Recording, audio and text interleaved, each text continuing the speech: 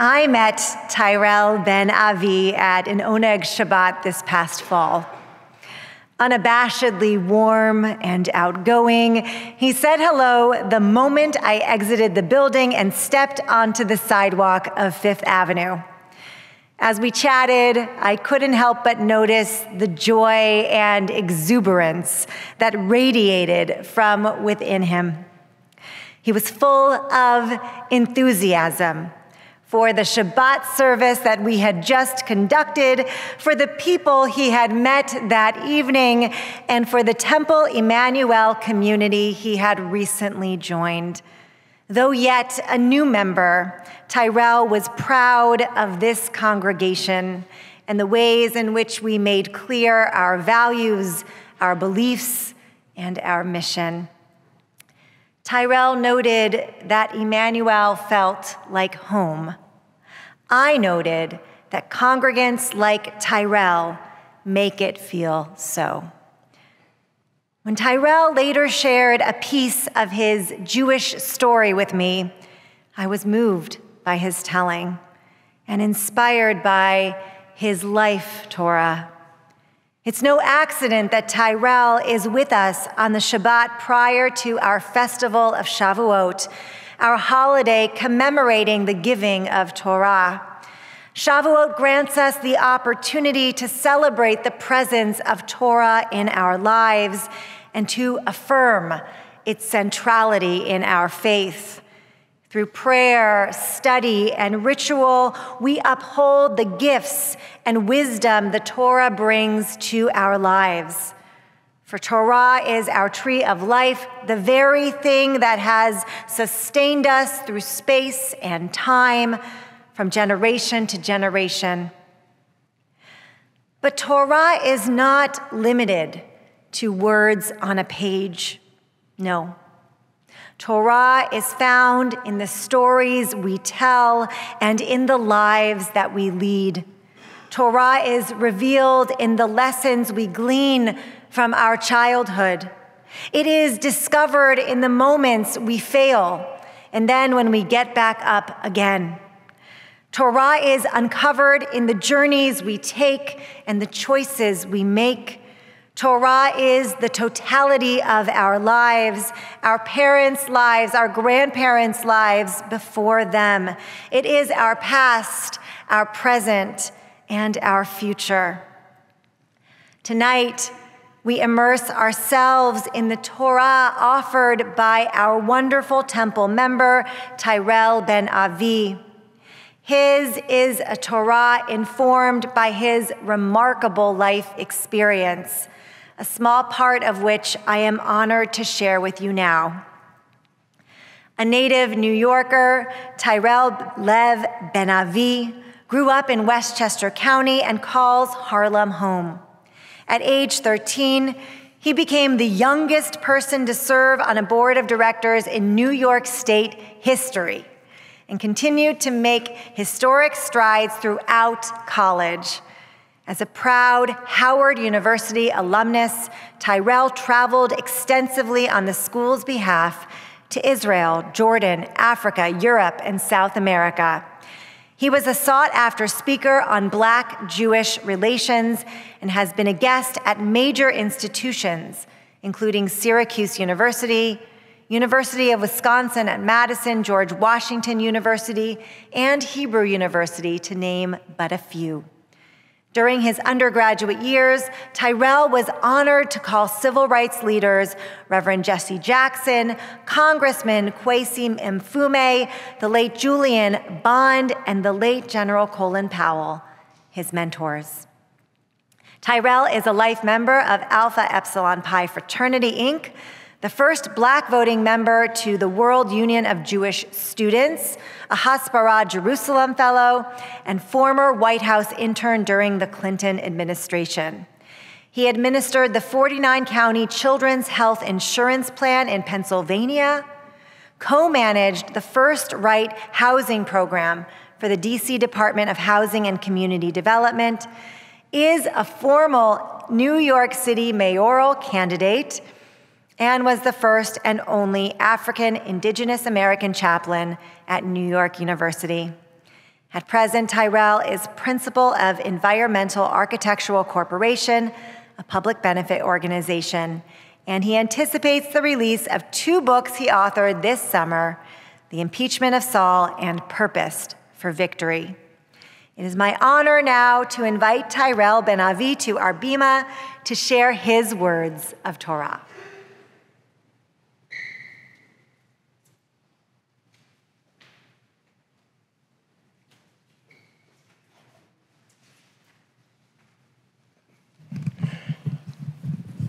Chag Sameach. I won't be before you too long. Excuse me. I'd first like to thank Rabbi Spaden and Rabbi Davidson for this invitation. I'm not much of a speaker publicly. I normally sit in the back row during services because I consider myself a shrinking violet. But tonight I'm just going to share a few moments with you. I'm coming from the subject, the process to the promise. The process to the promise. At present, our society is going through a tremendous amount of turmoil and strife. It seems the earth is in travail and her inhabitants are grieving the loss of innocence.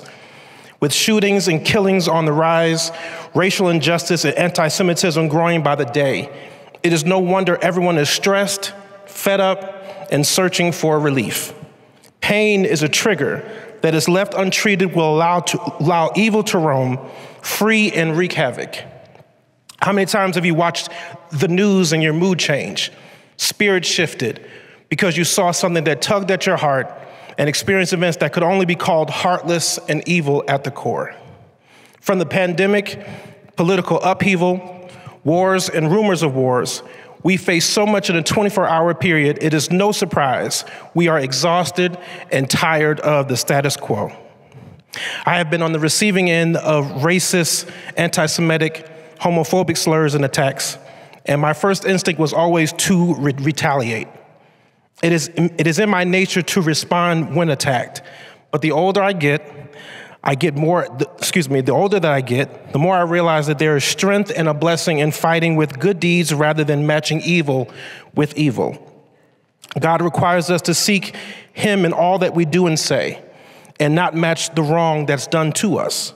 Our fight has to be one that is in service, in tikkun olam, repairing the world, tzedakah, charity, mitzvot, observing the law, and being of good character and finding opportunities to be a blessing to society. We are mandated by Torah to always find the good in every situation and to push evil and walk in righteousness. Righteousness or right living is a journey in itself. It requires a level of sanctification, which simply is an action of causing something to be or seem morally right or acceptable. Our actions and our deeds must line up with the character of God. We must always be on the right side of justice. Though we atone for our misdeeds and transgressions on Yom Kippur, atonement for us should be a daily walk. We must find the courage, the fortitude of spirit to continually allowing God to lead us and to direct us and to direct our paths, and not to allow those who would do evil to overtake us or to provoke us. This journey was never meant to be easy, but fortunately for us, there's always a blueprint. There's a blueprint that God gave us through Moses that guides our lives and our life choices.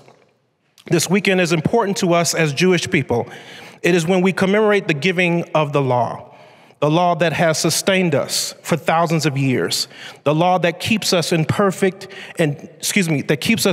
peace and diligently seeking the face and the voice of God, the law that provides for us and nourishes our spirit, the law that corrects and chastises us when necessary, and the law that allows us to be who we are and to celebrate us as a chosen people, chosen to walk upright before our Creator, display His love here on earth, and to keep His commandments. Shavuot is the conclusion of the counting of the 7 weeks or the 49 days of the Omer. After counting the Omer, we arrive chronologically and spiritually at Shavuot, where we celebrate both the spring harvest and the day that Israel accepted Torah from God. Shavuot is known by many names: Shavuos, the festival of weeks, the Jewish Pentecost, and the reaping festival, which hints at the complexity of understanding what this festival really means. Shavuot is not simply a festival that marks the giving of Torah. It represents the Jewish people's journey from bondage to freedom into the promised land. It celebrates the struggles endured by Jews at the hand of their oppressors and the ability to glorify God in obedience to his law, even in the midst of adversity. Shavuot represents the law of reaping after sowing for so long. Personally, I've always tried to live upright and walk out what God has designed for my life. It is never easy when you are going against the grain with everything that is considered normal. I've always believed that the small voice of reason I hear when making decisions is God directing my journey. I found in my years that when I did not listen to the small voice, destruction, judgment, and heartache followed. At the same token, when I did follow the small, still voice of reason, sometimes judgment, destruction, bondage, and heartache followed. It was all a part of my life's journey to prune and to perfect my faith, to add strength in my weakness, to build character and compassion, and to align my focus with God's plan for my life. I've dealt with ridicule, deceit, isolation, abandonment, heartbreak, unrequited love, and through it all, God has given me peace and strength to endure. Our life's journey was never meant to be easy. The scripture is clear that we would experience seasons in our lives and that there was an appointed time for everything. But to understand and know that redemption does come. When Moses declared to the tribes of Israel that their redemption had come, he told them that their Savior was the one and true God, the eternal God of the universe, our kinsman redeemer, and that they were to be his chosen people, the nation of Israel. Not long after this announcement, God freed Israel from their bondage in Egypt. Israel was engaged to God, but had not signed the ketubah or the marriage contract. Though I am not married, I've been engaged a few times. I understand that between the engagement and the actual wedding ceremony, there's a period of preparation for the new journey ahead. I believe that God was preparing Israel as his bride during the period of Exodus from Egypt. I believe that there were things that had to be fulfilled before Israel took on this new responsibility as the nation of Israel. 7 weeks after the Exodus, Israel stood at the foot of Mount Sinai and joined in the covenant with God. By accepting Torah, Israel gave way to its destiny as God's chosen people, a holy nation, and the carrier of God's vision for the world. By accepting Torah as law, Israel makes a permanently binding decision that married divinity to humanity. It was a pivotal place in Israel's journey because that decision is what we commemorate thousands of years later.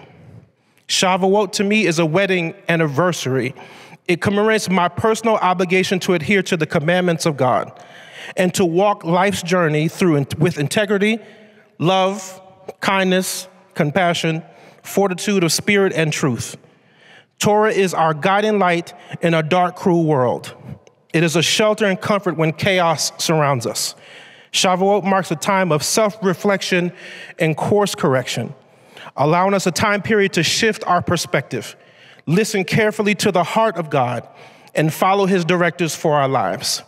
Whether you are a Jew by choice or Jew by birth, to receive or to choose Judaism is to experience a beautiful spiritual mosaic that entices us to see beyond our circumstances and allow God to direct our path. Judaism gives us a direct connection with God and allows us to commune with him through worship, praise, and service. Judaism is a unique and multifaceted experience that could never be summed up in a few words. It is a blessing to be called a Jew, and the decision to follow Judaism should never be taken lightly. Judaism is a character building, it is disciplined, it is consistency, and it is eternal. Through holy days, fasts, customs, and traditions, we are reminded of our forefathers and those practices that bind us as a faith universal. The significance of the 7 weeks should not be overlooked. God created the heavens and the earth and rested on the seventh day. 7 represents wholeness and completion. Israel's journey from bondage to freedom took 7 weeks. It was at that time that God completely fulfilled his covenant with Israel by giving the law. Israel was made whole by accepting the law. Shabbat is on the seventh day of the week. There are 7 weeks in the counting of the Omer before Shavuot, Leviticus 23:15. In Israel, there are 7 days of Passover and Sukkot, Leviticus 23:6-34. On Sukkot, we shake 7 spices. Every 7th year, the land lays fallow during Shemitah, which is the sabbatical year, Leviticus 25:4. And after 7 cycles of Shemitah, we have a Jubilee year, Leviticus 25:8. God promised us 70 years of life, Psalm 90:10. And there are 7 sephirot, or attributes, we reflect upon during the counting of the Omer. When a close relative dies, we sit Shiva for 7 days.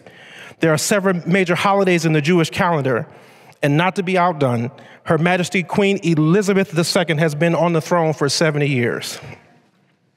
All these are but a few of the instances where 7 is significant to Jewish life. The life of the prophet Elijah has many significant aspects that resonate with us today.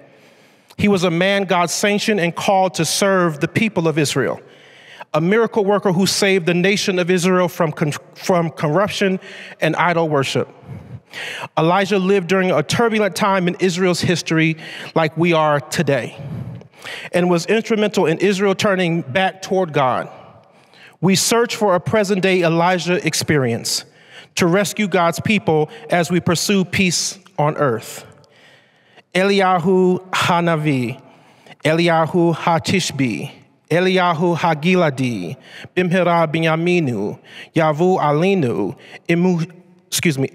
Mashiach ben David. May the peace and presence of God overtake us in this season. May we reap a harvest of joy, abundance, love, and compassion. And may the law given to Moses by God rest in our hearts and guide our journey until the coming of the Messiah. Shabbat Shalom.